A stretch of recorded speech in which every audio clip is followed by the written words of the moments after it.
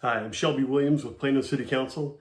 Tonight's City Council recap. First, I give a shout out, very happy birthday today to my little girl, Olivia. I am not in my suit because I had to go put my other little girl to bed after the council meeting before I could do the recap. So starting off with the preliminary open, we appointed 2 new ethics investigators. We had a while back said we want ethics investigators for the city. These are people who we basically call at need to investigate ethics complaints. We wanted people who actually had an ethics background. So we appointed 2 new ones tonight. We also went over the city audit results. So there's an annual audit every year, basically going over all of our financial reporting. So it was assessing issues or to look for issues with reporting and any misstatements, material misstatements. I am happy to say that there were none. The auditors issued an unmodified opinion, which is the highest rating they could get. And it's worth pointing out that our city staff did a tremendous job where other municipalities struggled to produce documents on time, given the issues with last year. We produced early and very effectively, so thank you to our city staff.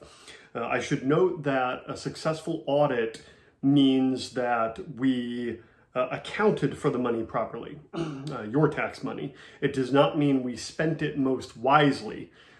An auditor can't determine that, only you can determine that. You have to hold us accountable for how we're spending your money.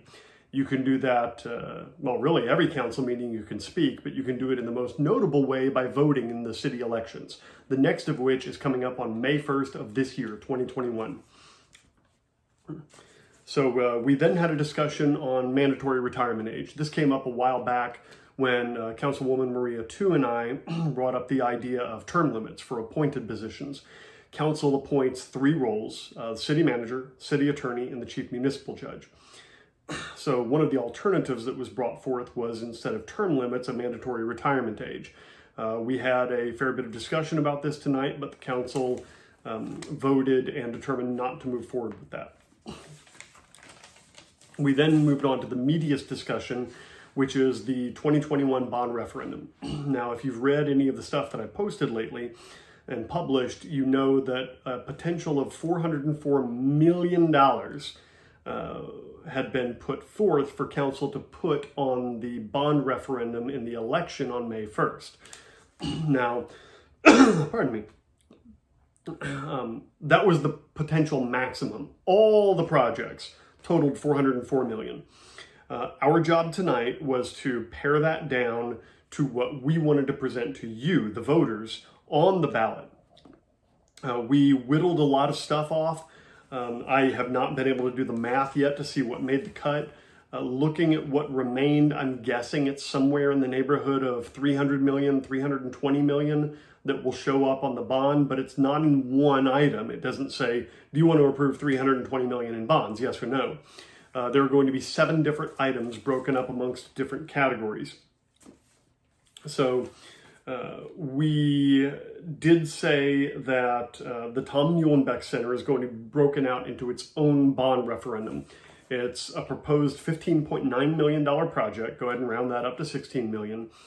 So we're going to have a proposed bond for streets. We're going to have a proposed bond for parks and recreation centers. Then we're going to have the Tom Muhlenbeck Center renovation all by itself.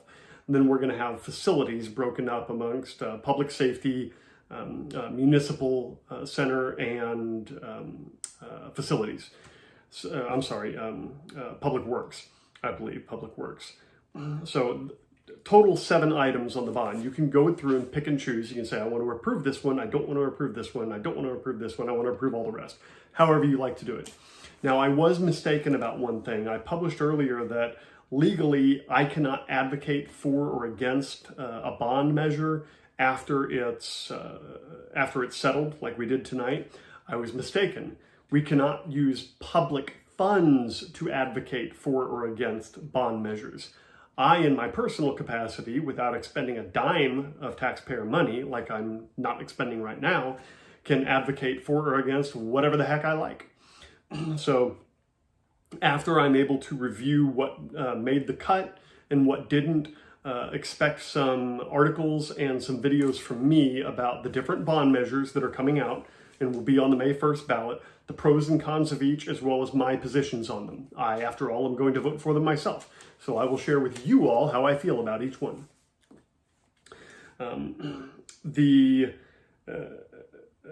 I should say that the break-even point, and what we're calling that, is the amount of money, the amount of approved bonds above which would necessitate a tax increase. I think it's around 170 million currently. So like if $170 million worth of bonds are approved in the May 1st election, and we issue those bonds over the coming years as we're anticipating, then your taxes would not go up from where they are now as a direct result of that. But if we approve $250 million in bonds, then that would necessitate a tax increase. If you approved 0 bonds, then your taxes would fall. You would get a tax cut as a result. Now, I'm going to go ahead and advocate now. I don't think that would be wise. A lot of the bonds that we're facing are because we've got a lot of infrastructure that needs repair and replacement. Our streets, most notably, 237 million of the 404 was just for streets, the 404 maximum. So our city was built out in bursts, largely 20 and 30 years ago. A lot of our roads, depending on the makeup and the size of road and the location, they have a lifespan of about 20 to 30 years. Well, guess what? Our warranty's up. So we have a lot of work that needs to be done. If I recall correctly, at the last meeting, we said that there's $3.4 billion worth of roads and alleys in the entire city. Now, obviously, we're in no position to replace them all at once, nor would we want to. But we got to make sure that we're doing the proper repair and replacement on those roadways annually, in perpetuity, to maintain our city. So that's why this bond election is particularly large. So I'll break all of that down for you later. The Deputy Mayor Pro Tem put on as an item on a future agenda to achieve a more equitable distribution of the COVID vaccine for Collin and Denton counties. Now, you may have seen some things lately from Judge Hill of Collin County that Collin and Denton counties are not getting enough distribution of the COVID vaccine proportionate to our population in the counties. And we think that's a big problem, of course. So the state legislators are working on it, county commissioners, courts, and judges are working on it with the state to make sure that the distribution is equitable. And at the next meeting, a resolution will be proposed for City Council, Plano City Council, to throw our voice behind that. The next item in the preliminary open is that we are standing up some additional vaccine sites. We had applied to the state to set up vaccine sites in Plano. I think at the moment or as of last week, there were 4 operating in Collin County. Plano was not one of those. We are setting up I think it was a private partnership with a hospital to deliver vaccines out of Clark Stadium. And then because Councilwoman Lily Bao resigned her position at the last meeting for place 7 in order to run for mayor, whom I am supporting, by the way. I am supporting Lily Bao for mayor. We will have a special election for her seat on May 1st for place 7. Now, she will continue to serve until the replacement is qualified under Texas state law. But the filing period for that vacant seat is different than the filing period for the remaining seats. The filing period for the vacant place 7 seat will start February 9th. Now, this is important for anyone who wants to run for that seat.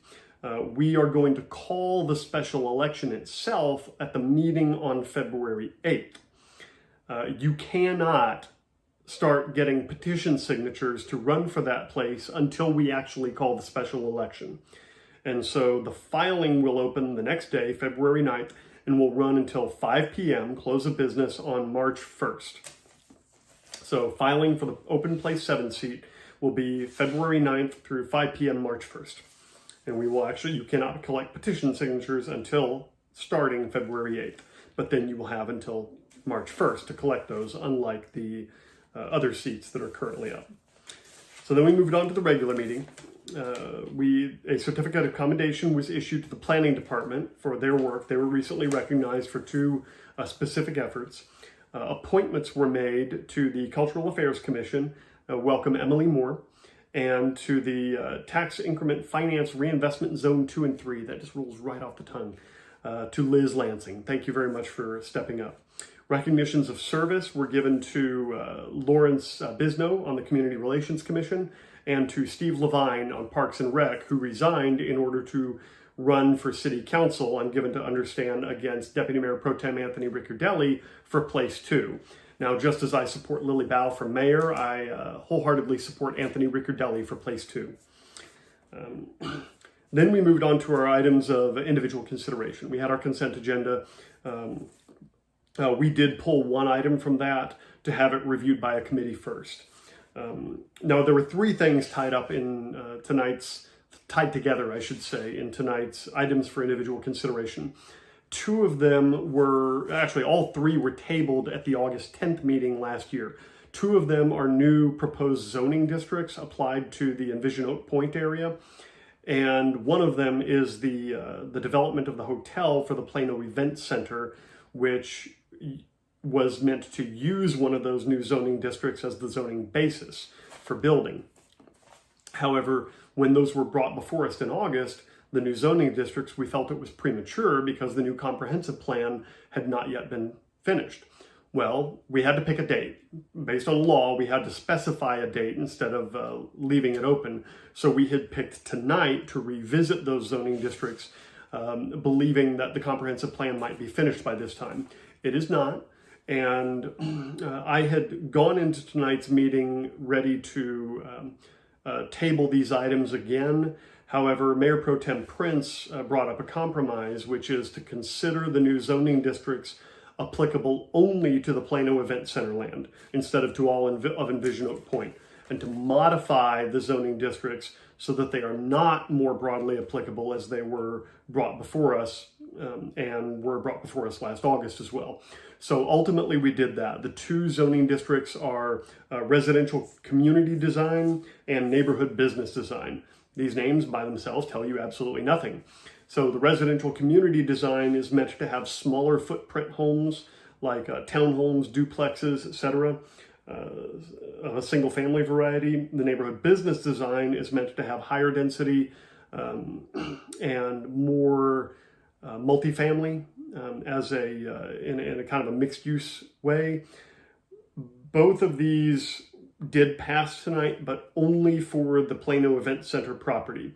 If they want to apply, if anybody wants to apply them to land outside the event center property, then they got to come back up to bat and they got to get it approved all over again for the rest of Envision Oak Point, or anywhere else in the city that they want to apply it. Now, the responses that we got from citizen input, they're pretty right down the middle in support and opposed to these categories. But the bottom line, at least for me and the rest of the council, it ended up, is that because the Comprehensive Plan Review Committee is not yet finished with its work, and we don't yet have a new comprehensive plan, it's still premature to consider these as broadly applicable or applicable anywhere except where we place them tonight. So we did pass both of those categories tonight, only for the Plano Event Center property, and then we passed that project, we approved that project to move forward with the hotel at the Plano Event Center. And that was it for today. So remember to look out for the deep explanation of what's on the bond ballot and look for the filings. We're going to have our next meeting on February 8th, where we're going to actually call the special election for Place 7. Lots of folks can jump in the city council race. I am blessedly not on a ballot this year, so you don't have to vote for me, but you can still support me. Watch my videos, subscribe to my blog, and keep your ears open. Thank you. Good night.